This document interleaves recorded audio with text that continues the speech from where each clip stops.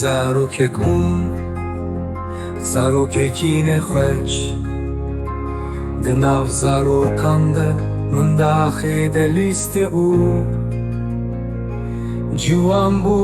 devîna te spîr kirin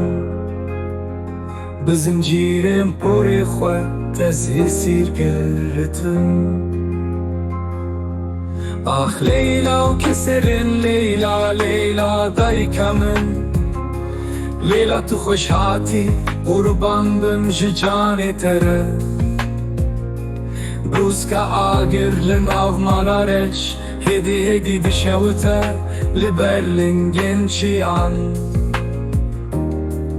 Ez qurbanê beşna te bim çend caran rojê Sibeh û nîvro